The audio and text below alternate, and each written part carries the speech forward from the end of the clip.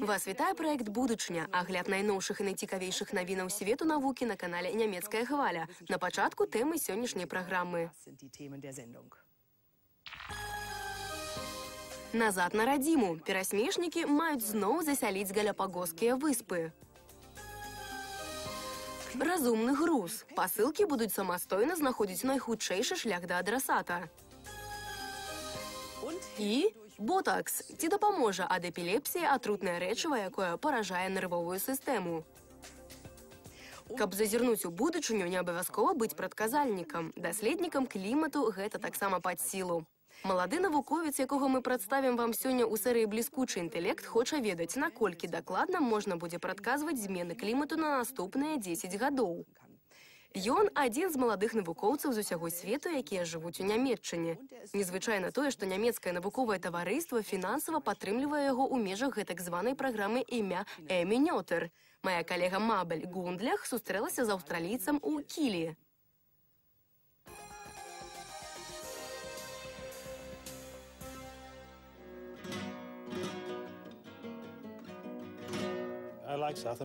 Мне падабаецца лацінаамерыканская музыка, асабліва фляменка. У ёй шмат пачуццяў. Гэта кранае мяне.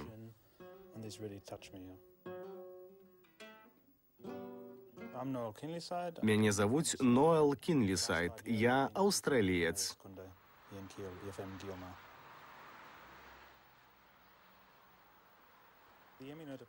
Дзякуючы праграме імя Эми Нётер я магу мець уласную даследніцкую групу і займацца тым, што мяне сапраўды цікавіць. І гэтая малая група можа дасягнуць вельмі добрых вынікаў.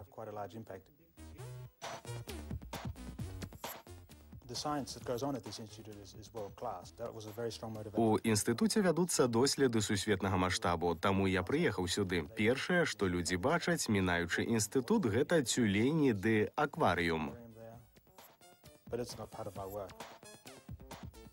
Але гэтым я не займаюся. Я даследую клімат. Гэтыя доследы вельмі важныя. Урэшце, клімат датычыць усіх. Я заняўся гэтай тэмай, бо кліматычныя змены ствараюць праблемы перш за ўсё для бедных краінаў. У Афрыцы пераадолець іх наступствы няпроста.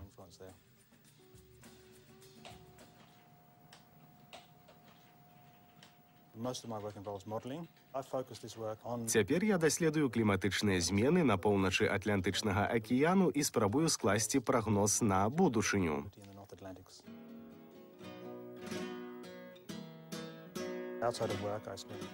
Вольны час я прысвячаю сям'і. У нас тут дом з невялікім садком, у якім могуць гуляцца дзеці.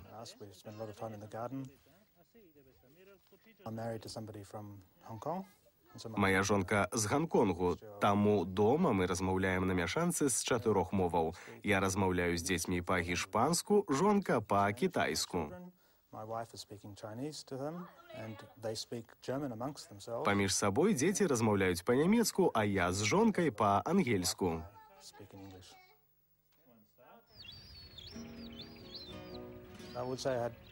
Шчыра кажучы, я шмат не думаў пра будучыню. Я шчаслівы ды хачу працаваць у Нямецчыне і далей.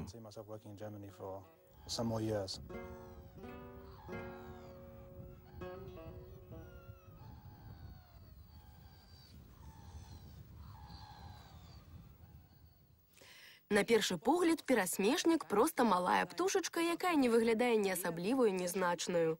Але менавіта яна дала Чарльзу Дарвіну вырашальную падказку адносна таго, што віды развіваюцца і эвалюцыянуюць.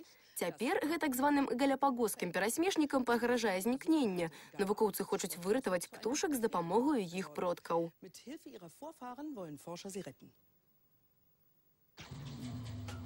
Вось яны, дарвінавыя перасмешнікі. Гэтыя экземпляры памерлі 180 гадоў таму, але цяпер яны маюць дапамагчы выжыць свайму віду, дзякуючы пробе тканкі, узятай з нагі.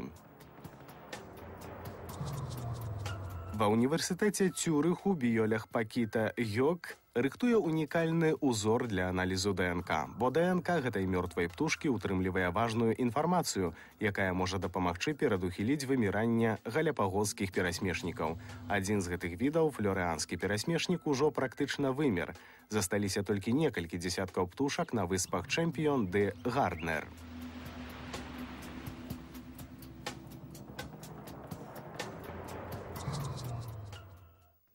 На выспе Флёрыана яны вымерлі ў выніку чалавечага ўздзеяння. Людзі змянілі ландшафт, і таму птушкі страцілі месца гнездавання. Людзі прывезлі жывёлаў, якія палююць на перасмешнікаў, катоў ды пацукоў. Імаверна, што гэтыя чыннікі і абумовілі іх знікненне з вострава. Пакіта Гёк імкнецца зрабіць так, каб яны зноў пасяліліся на Флёрыане. А для гэтага ёй трэба здаровыя птушкі. Пытанне ў тым, ці дастаткова вялікая генетычная разнастайнасць у тых перасмешнікаў, якія выжылі на выспах Гарднер і Чэмпіён. Каб знайсці адказ, навукоўцы з Цюрыху наведалі летась абодва астравы. У малых папуляцыях існуе праблема вялікай ступені блізка сваяцкага размнажэння. З таго часу, як птушкі на Флёрыане вымерлі, абмен генамі паміж трыма астравамі стаў немагчымым. Мы мяркуем, што птушкі пераляцелі адсюль з Чэмпіёну на Флёрыану. Адлегласць паміж імі 400-700 метраў, а потым яны пераляцелі далей на Гарднер. Гэта другая выспачка, дзе іх папуляцыя жыве па сёння. І таму мы даследуем іх генетычную разнастайнасць, каб убачыць, наколькі адрозніваюцца гэтыя дзве папуляцыі паміж сабою, наколькі адрозніваецца іх генетычны матэрыял.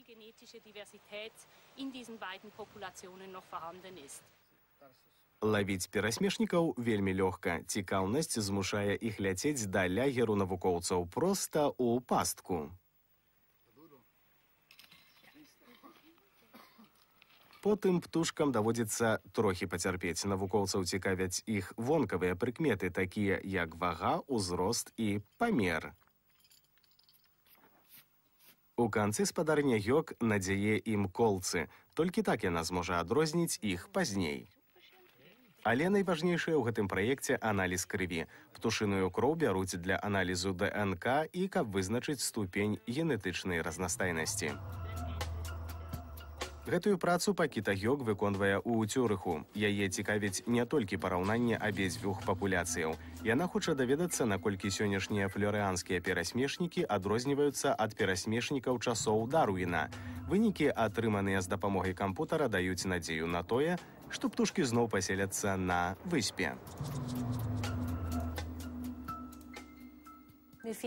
На Чэмпіёне ды Гарднеры мы знайшлі разнастайныя генетычныя пробы. Генетычныя ўзоры птушак з розных выспаў адрозніваліся. У дзвюх птушак з тых, якіх злавіў Дарвін на Флёрыане, узор складаецца са спалучэння двух сучасных узораў. Гэта вельмі добра, бо гэта азначае, што мы можам узяць птушак з абедзвюх папуляцыяў, каб размножыць іх на Флёрыане. Вы зможаце запытацца, навошта столькі працы, але ж калі ўдасца зноў пасяліць перасмешнікаў на Флёрыане, гэта стане крокам наперад у гісторыі навукі.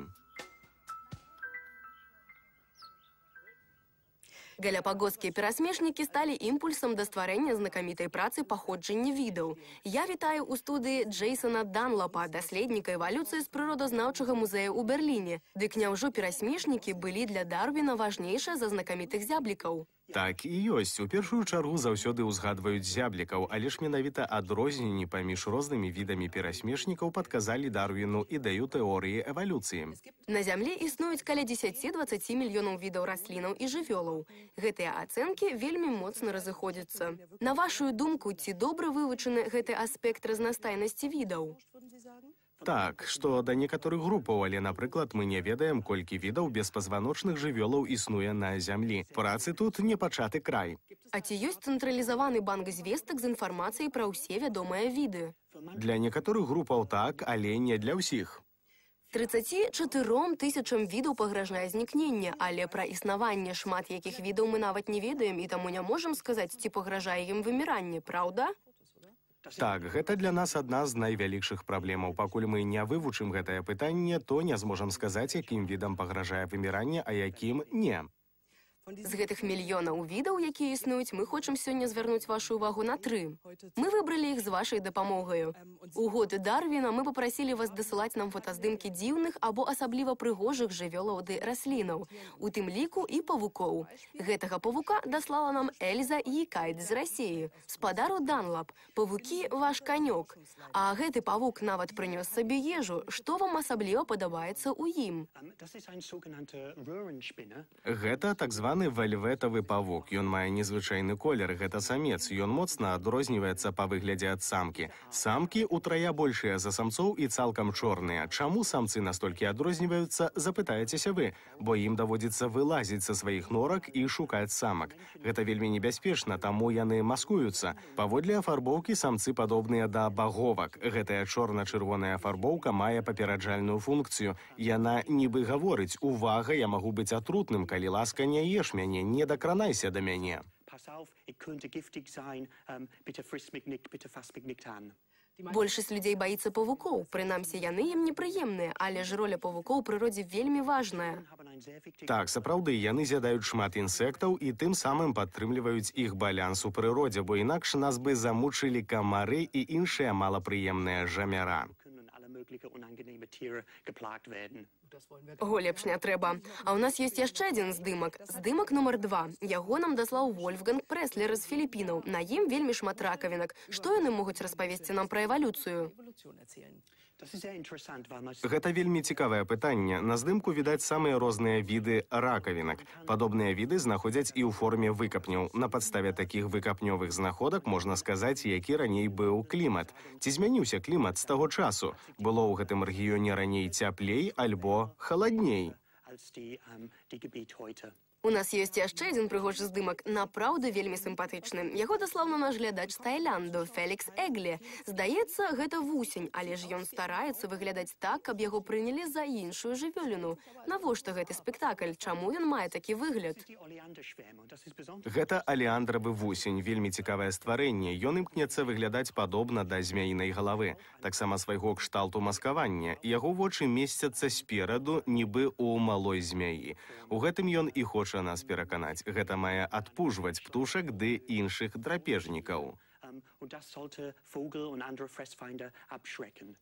Дык ён удае з сябе змяю. У падарунак за гэтыя цудоўныя здымкі нашыя гледачы атрымаюць нашыя цудоўныя саколкі. На іх выяўленыя некаторыя здымкі ўдзельнікаў конкурсу.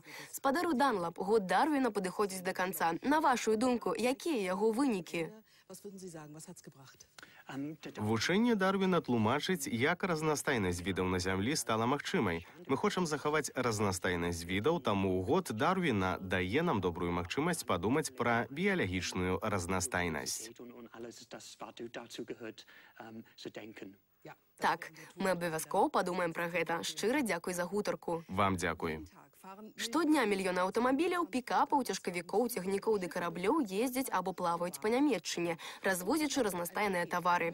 Напрыклад, каб даставіць пасылку з пункту А ў пункт Б, як мага хутчэй трэба шмат працы, трэба добра адпрацаваная сістэма. На думку навукоўцаў з Інстытуту лагістыкі ў Брэмене, да дасканаласці тут яшчэ далёка. Яны робяць стаўку на супольную дастаўку грузаў, а таксама на разумныя пасылкі. Мора пасылак. Мы прыйшлі ў сартавальны цэнтр адной нямецкай лагістычнай фірмы. Пакуль пасылкі розумам не вылучаюцца, яны не ведаюць, дзе яны і куды ім трэба патрапіць. Таму іх даводзіцца дастаўляць у патрэбнае месца.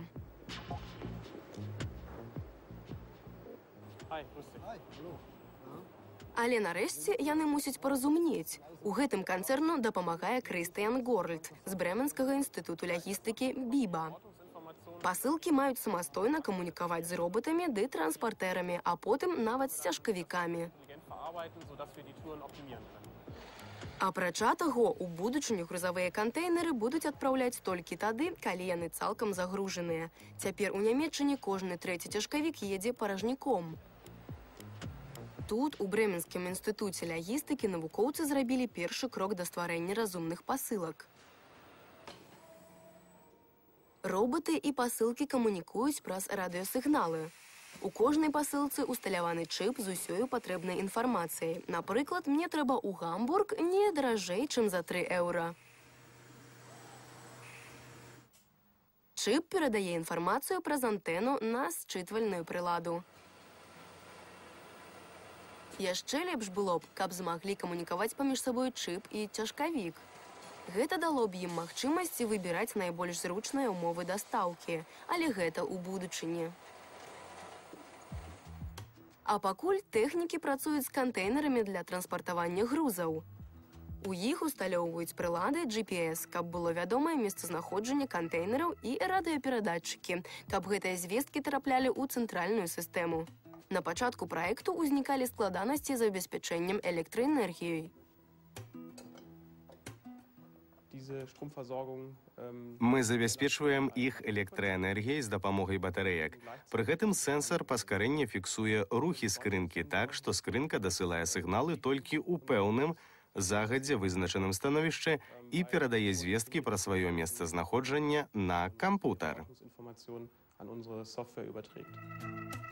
Калі сэнсар не фіксуе ніякіх рухаў, гэта азначае, што кантэйнер ужо даставілі, і актуальнаю застаецца апошняя інфармацыя пра ягонае месцазнаходжанне, то бок новых звестак дасылаць не трэба, што ашчаджае электрычнасць. З дапамогай ультрагуку кантэйнер вызначае, колькі скрынак загружана і ці ёсць месца на наступныя. Хутка гэтую сістэму можна будзе выкарыстоўваць на практыцы. Гэтую тэхніку можна будзе выкарыстоўваць, як толькі мы скончым выпрабаванне. Калі мы пратэстуем усе прылады, то ўжо на лета можна будзе выйсці з імі на рынак. Цяпер кампутарная праграма часта даведваецца пра спазненне занадта позна, тады, калі груз са спазненнем прыходзіць у сартавальны цэнтр. З дапамогай новай тэхнікі яна зможа наўпрост рэагаваць на статус грузу ды пройдзенай ім адлегласці. Новая праграма дапамагае лепш планаваць ды больш эфектыўна размяркоўваць транспартаванне пасылак.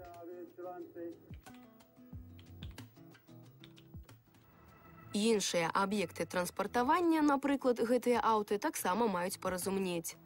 Калі сюды, у Брэмергафен, прывозяць новыя імпартныя аўты, іх спачатку рыхтуюць да перадавання кліентам, запраўляюць палівам ды чысцяць ад ахоўнага пакрыцця. Некаторым робяць дадатковы тюнінг. Каб аб'ехаць усе сервісныя станцыі як мага хутчэй, аўты, як і пасылкі ў будучыні будуць камунікаваць паміж сабою і самі вызначаць патрэбны шлях. Мы хочам паказаць вам, як працуе самакіраванне з дапамогай адной гульні. Эрнеста Маралес-Клюгі хоча, каб ягоныя студэнты ўмелі працаваць з любымі транспартнымі сродкамі. У межах задання цацачныя аўты маюць аб'ехаць усе станцыі. Як і пасылкі, яны атрымліваюць радыёчыпы для камунікацыі. А цяпер кожны з вас атрымае кішэнны кампутар. З дапамогаю міні-кампутара студэнты могуць зазірнуць у мозг сваіх аўтаў. Яны бачаць свае аўты на маніторы і бачаць, як прымаюцца рашэнні. Бо ў будучыні аўта не будзе выконваць загады каардынатара. Яно будзе прымаць рашэнне самастойна і падказваць кіроўцу, якім шляхам ехаць. Перавагі відавочныя. Мы спадзяемся на павышэнне эфектыўнасці, звязаныя з разумным самакіраваннем аўтаў, бо яны будуць рэагаваць на лякальныя падзеі. Пры цэнтралізаваным кіраванні часта бывае так, што можна добра планаваць, але рэагаваць на непрадбачаныя абставіны не атрымліваецца. Такое непрадбачаную падзею можа быць прыкладам корак перад сервіс-цэнтрам. Тады аўта самастойна знойдзе альтэрнатыву і зэканоміць час. Кожнае разумнае аўта памятае пра свае мэты. Звычайнаму чалавеку ў гэтым лагістычным хаосе практычна не пад сілу разабрацца, якое аўта што робіць у гэты момант. За апошнія гады ботакс увайшоў у моду. У вялікіх гарадах яго нават прапануюць на вынас як каву, але гэтае рэчыва, якім можна ў адно імгненне пазбавіцца ад зморшчак, вельмі небяспечнае. Яго сапраўдная назва таксін батуліну гаворыць сама за сябе. Гэта атрута, якая дзеяць на нервовую сістэму. Таму яго выкарыстоўваюць і ў медыцыне супраць сутаргаў. Небяспека і карысць гэтага рэчыва цесна звязаныя. Больш пра гэта ведае навуковец з італьянскага гораду з нахіленаю вежаю.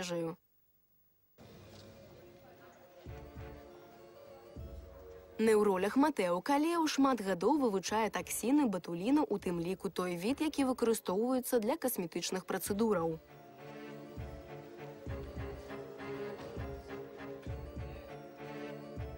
Калео моцна сумняваецца ў бяспецы ін'екцыі ў прыгажосці. У сваёй навуковай лабараторыі ў Пізе Калео вывучае ўплыў ботаксу на мышэй і пацукоў. Дактары, якія выкарыстоўваюць ботакс, сыходзяць з таго, што ён дзеюць толькі беспасярэдня на месцы ін'екцыяў. Калео хоча праверыць гэты факт. Пасля ін'екцыі ботаксу жывёлам Калео разам з калегамі правярае, ці не распаўсюджваецца атрута далей па арганізме. І сапраўды, у мозгу жывёлаў ён знайшоў рэшткі бялку, які раскладаецца ботаксам. Калі робіш ін'екцыю ў цягліцу, узнікае лякальны эфект. Але фрагменты гэтага рэчыва, таксіны, трапляюць у мозг. Не паўсюль, а ў пэўныя яго зоны, звязаныя з месцам ін'екцыі.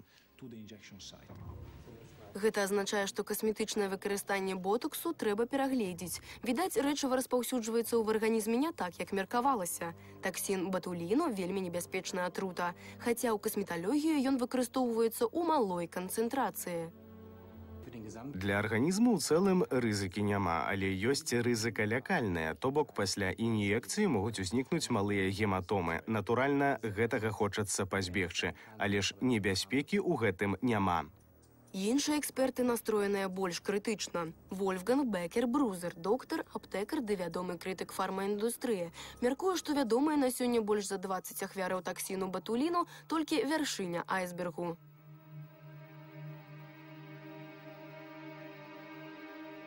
Шкоду, нанесеную выкарыстаннем ботаксу, відаць не адразу. Эфекты выяўляюцца цягам наступных дзён ды тыдняў. Калі ўзнікае небяспечная сітуацыя, напрыклад, запаленне лёгкіх, выкліканае пашкоджаннем функцыі глытання, то гэта звязваюць не з касметычнай працэдурай, а з інфекцыяй.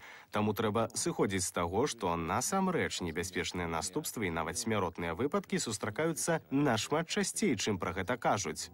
Ягоны італьянскі калега таксама сур'ёзна ставіцца да рызыкаў, звязаных з выкарыстаннем ботаксу. Аднак ён бачыць і станоўчыя бакі. Ён вывучае магчымасці лячэння эпілепсіі на хворых мышах. Таксін батуліну вырабляюць з бактэрыяў. Ін'екцыі яго ў цягліцы дапамагаюць ад сутаргаў, асабліва пры спастычным паралічы.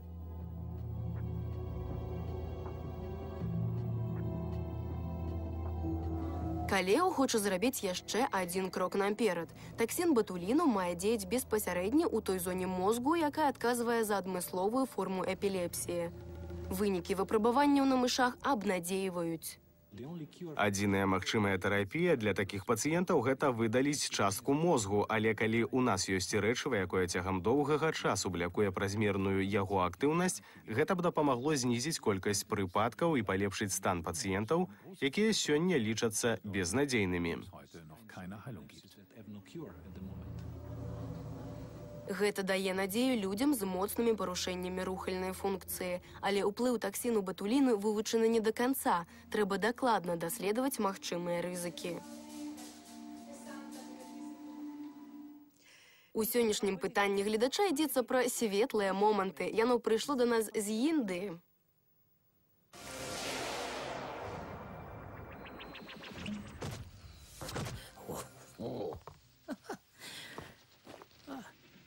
Прывітанне. Як цудоўна, што вы зноўку з намі. І вось яшчэ адно цікавае пытанне, якое даслаў нам глядач.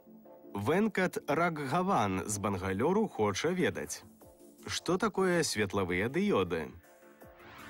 Калі б можна было запытацца гэтую вялікую ганарлівую лямпу, яна падказала: светладыёды? Ці не тыя гэта слабенькія лямпачкі, убудаваныя ў розныя пабытовыя прылады?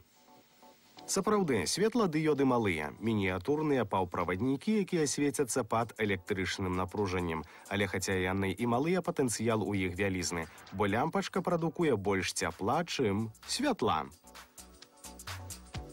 А светладыёды нашмат больш эфектыўныя, служаць даўжэй і пры гэтым не награваюцца. Лямпачкі працуюць паасобку. А светладыёды найчасцей у камандзе. Яны дапамагаюць нам штодзень і натхняюць мастакоў і дызайнераў. Найноўшая вынаходка – плоскасныя светладыёды з плястыку. Даволі шпалераў. Хутка ў нашых кватэрах сцены будуць свяціцца ўсімі колерамі вясёлкі. Плоскасныя светладыёды вельмі тонкія. Гэты прататып экрану мае таўшчыню 3 мм. Пры гэтым карцінка вельмі рэзкая і добра відаць пад любым вуглом. Хутка ганарлівая лямпачка згасне, а ў светладыёдаў бліскучыя перспектывы. Калі ў вас узніклі пытанні, напішыце нам наш сайт у інтэрнэце dvzluchokworld.de/проект Zukunft. Да хуткай сустрэчы і не забывайцеся, важна не перастаць задаваць пытанні. За гэтае пытанне наш глядач атрымае DVD Айнштайнчыка. Калі вы таксама хочаце пабачыць тлумачэнне айнштайнавых тэорый у забаўляльнай форме, напішыце нам. На нашым сайце dvzluchokworld.de/проект Zukunft вы знойдзеце ўсю інфармацыю што да нашай праграмы, а таксама анкету. Запоўніўшы яе, вы атрымаеце шанец займець гэты DVD. На сёння гэта ўсё. Стваральнікі праекту будучыні дзякуюць вам за тое, што былі з намі. До сустрэчы праз тыдзень. Усяго добрага. Пакуль.